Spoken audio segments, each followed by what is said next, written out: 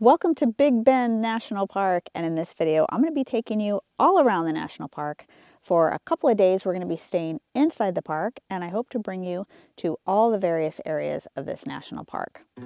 Big Bend National Park is located in far southwest Texas along the U.S.-Mexico border, where the Rio Grande makes a dramatic southward turn and gives the park, Big Bend, its name. The park is known for its extreme geographic diversity. It encompasses the entire Chisos Mountain Range, vast Chihuahuan desert landscapes, and deep river canyons carved by the Rio Grande. In this video, I'm going to take you along as we explore this park. We're going to go along the Maxwell Scenic Drive, Chisos Basin, Panther Junction, Santa Elena Canyon, the Rio Grande Village, the Boquillas overlooking canyon, and the Fossil Discovery Center. We entered the park from the west entrance, and we were staying at the Chisos Lodge, and so we directly drove up into the beautiful mountains and enjoyed the scenic drive so we could check in. Now, if you've heard about the upcoming closures in Chisos Basin and you want to find out a little more details about that, I'll link to that video at the end. Now it is January, so it gets dark kind of early, so the first thing we did is we hit the easiest trail up there in the area by the hotel, and that was the Windows View Trail. The Windows View Trail is a short, paved, handicap-accessible trail that leads to this stunning view, which is supposed to be an excellent place for sunset. But no sunset for us on this first cloudy evening.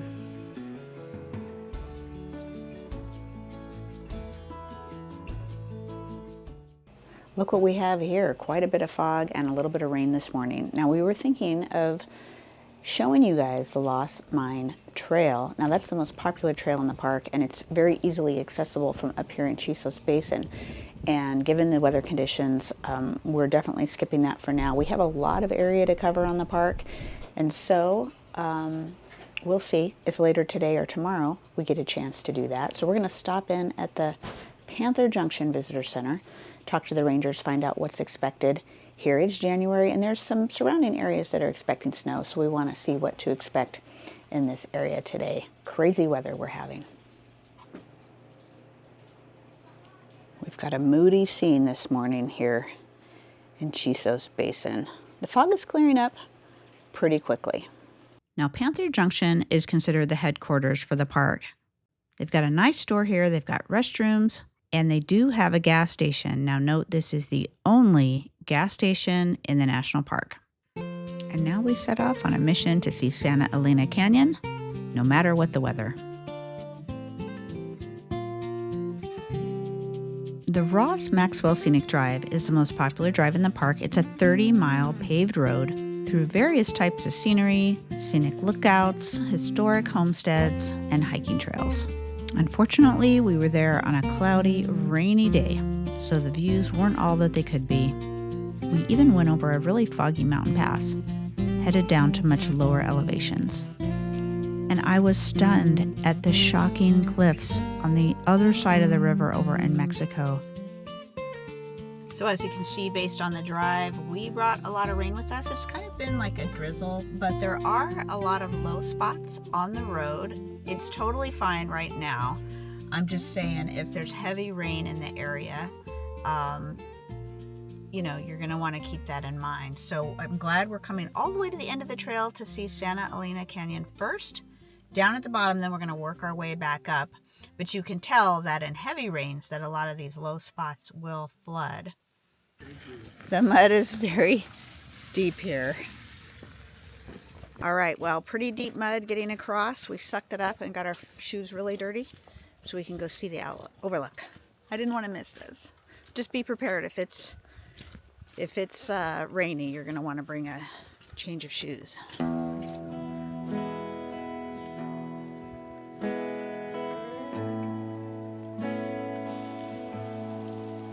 There's Mexico. There's the United States.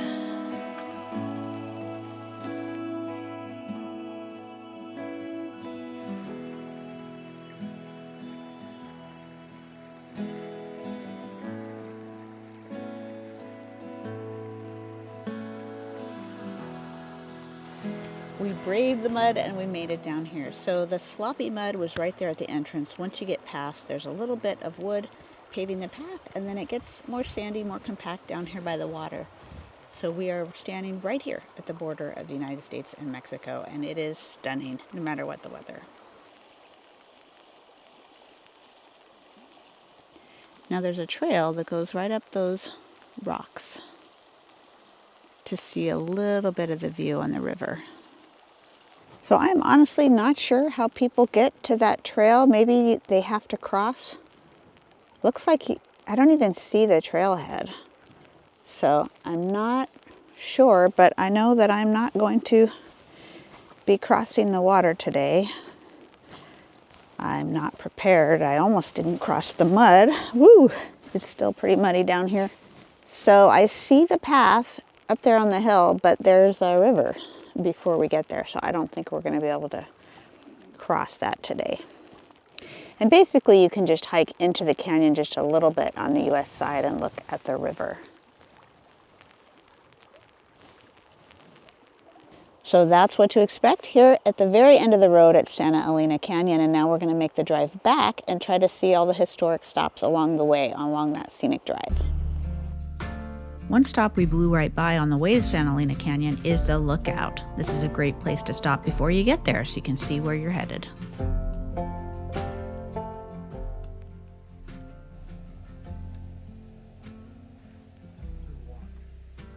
Oh, and by the way, you're going to want to look for some good puddles to get that mud off your shoes. Here we're at the historic Castolon part of the park, so I'll tell you a little bit about what you can find here at this area as I walk around.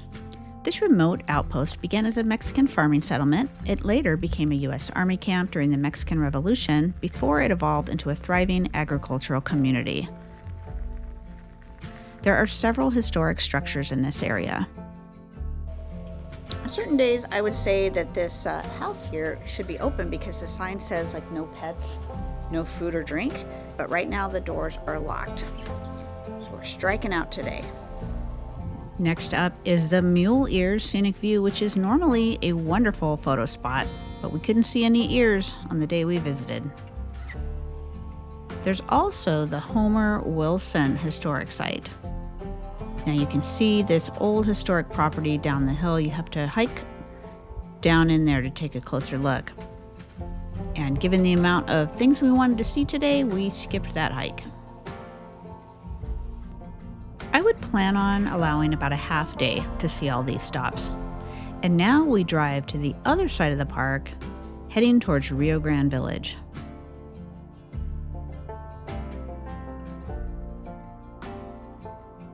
Now, as you'll notice, this road is closed and all these cars are parked here. Well, this is the road to the hot springs. This was a famous spot in the past, but now it's been closed because there's been major flooding damage. People still make the hike and still get in the hot springs. There's also several other historic buildings by the hot springs, but I'm pretty sure it suffered some pretty significant damage from the flooding. If you've seen that area recently, comment below, let me know what it's like. Now, the Rio Grande Village is a very large campground. They have a lot of spots. They have a picnic area. They have a store. It looks like they used to have a gas station, but they no longer have gas there. So make sure you have a full tank when you head down to this end of the park. And this was a surprise. I really wanted to hike in this area. I've heard this is the best place for bird watching. Now, given that there was nowhere to park and it was often on rain, we did not walk through this area.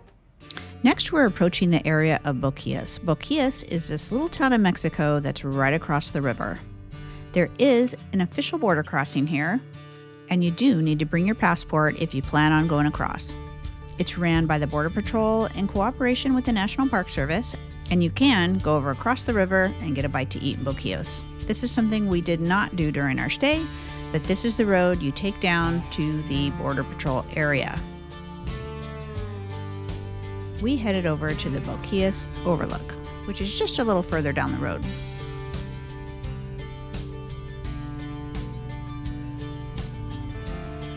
We've made it down to the end of the road. This is the Boquillas Canyon Overlook.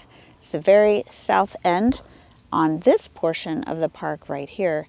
Now, in this area, you can go to the Boquillas Crossing, where you can take a boat and you can go over to the town of Boquillas, Mexico. You do have to have your passport if you want to make that border crossing, and we are not going to do that adventure on this trip, but we followed the road to the canyon overlook, and right there behind me is the Rio Grande, and behind that is Mexico.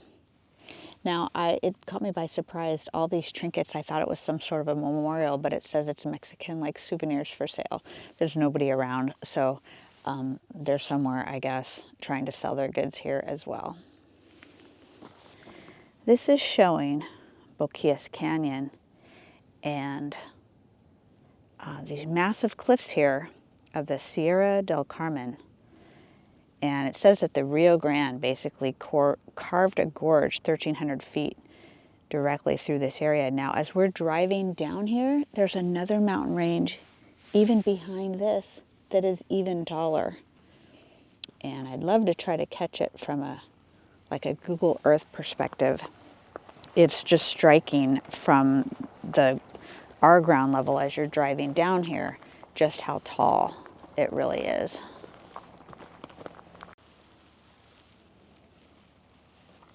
So right in there is a canyon, apparently, and there is a Boquillas Canyon trail, and the sign says that from the trailhead 1 mile down the road, hike the short Boquillas Canyon trail to the canyon entrance.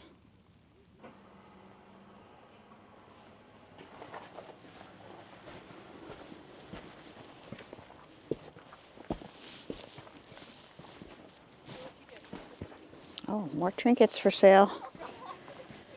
Got plenty of opportunity.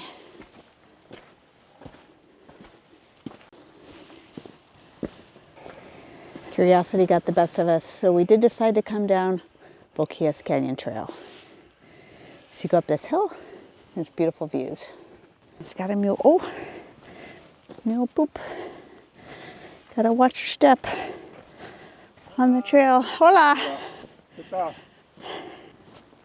Tamales, empanadas, señor.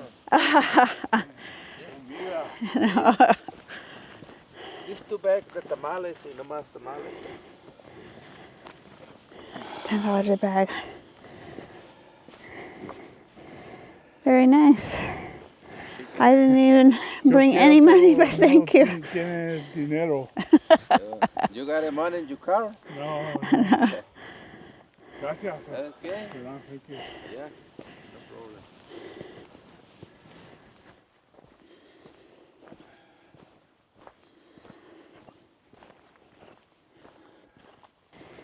If you bring your cash, $10 a bag, he's got tamales and empanadas for sale. Honestly, if I had some money with me, I would have bought those empanadas. They look pretty good.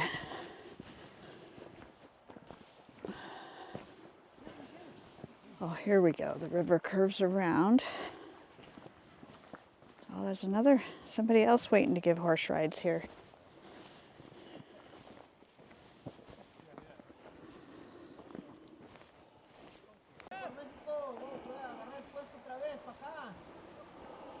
So the trail here winds all the way down, and it goes down. I can see the path down there in the grass by the river. There are people stationed all along the path with their horses trying to sell you some souvenirs or give you a ride. So you can hike all the way down into the canyon. So that'd be a nice little trek. Our last stop as we're headed up to Marathon is the Fossil Discovery Exhibit. The Fossil Discovery Exhibit is a self-guided interpretive experience that's on the north side of the park. The exhibit will take you through millions of years of natural history. This area used to be a marine environment millions of years ago. 130 to 83 million years ago.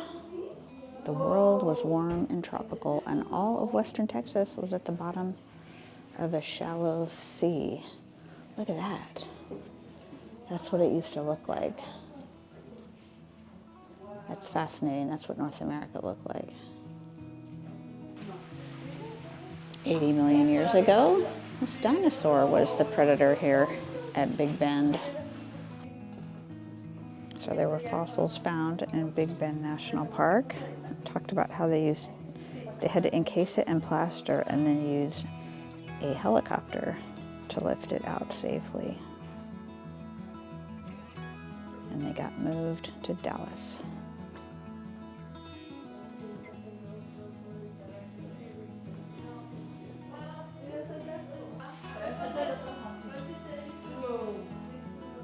Now that's a big flying creature.